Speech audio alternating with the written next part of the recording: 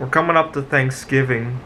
Unfortunately, I work with some people who are a little bit closed-minded. I'm having a little bit of difficulty getting time off, and I thought a video about my past vacation joys would help bend the curve a little bit, make people realize that everybody enjoys vacation differently. I want to talk about 3 different vacation highlights from past years. Back in the summer of 2016, I took a road trip. I was living in Seattle, Washington. I took a road trip to see my family in Pittsburgh, Pennsylvania. I was in Minnesota, and I had stopped at a gas station, and just outside the gas station, there's this bench, and there's this really overweight guy drinking a Coke directly out of a 2-liter bottle. And it's Minnesota, and I thought, gee, I think the state is misnamed. It shouldn't be Minnesota. It should be Megasoda. And so after that time, I gave Minnesota a little bit of a nickname. I called it Megasoda. Now, the funny thing is that 4 years later, another overweight guy who resembled the guy I saw drinking the Megasoda was killed by police brutality in Megasoda.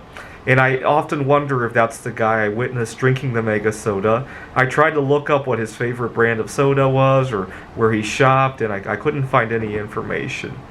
But there's a chance, right?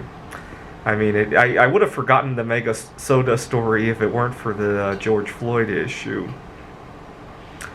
I was traveling in Poland, and I had stayed in a hostel in Warsaw, but one day I took a day trip to Gdańsk Bay, Poland, and I missed the train coming back home, and it was the last train of the night too. It was very frustrating. What had happened was, I don't read Polish, and I waited at the wrong platform, and I thought, gee, the train's like 2 minutes late, and then I see a train rushing by the station, and I'm like, gee, is that the train that I just missed? And I had language barriers. I was trying to ask everybody around it. It really was. And what had happened was I misread arrival versus departure. And if you don't travel to one of the big cities, it's not so much a problem in Warsaw, but in Gdańsk, they hardly label anything in English. It's just not a very big touristy destination compared to Warsaw. So I missed the train back home, and I wandered onto the beach in the middle of the night, and I got to see the Northern Lights, and the Milky Way was out. So it was not a total loss. Just really frustrating because I'm halfway around the world. Now looking back at it, I really should have enjoyed it a little bit more, but I was panicked at the time. I was on my way to Taiwan one time when I had another blessing in disguise just like that. See, I have allergies to milk products, and I have to be careful if somebody is eating next to me because I have eczema, and the last place I want to have a reaction is in the middle of a 10-hour flight. So I got on the plane, and I very gently introduced myself to the person sitting next to me. Hey, how's your trip going? Turned out he was going on business, and when I told him, just I have some food allergies, you can eat whatever you want, but just please try to keep it away from me because some things can set off my eczema.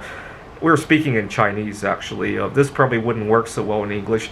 He basically said it's not my problem. In Chinese, it's not a very pleasant way to say something.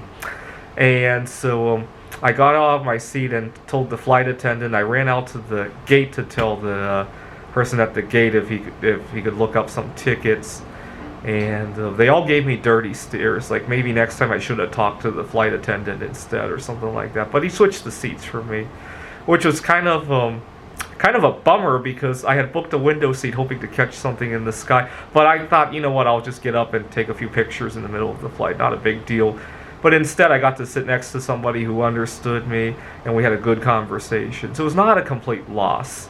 But anyway, I just want to say that not everybody vacations in the same way, right? Not everybody needs a Cancun or a Las Vegas. Some people just need to mingle with somebody else, whether it be on a plane, on a train, at a gas station where they're drinking a mega soda, and there's nothing wrong with that.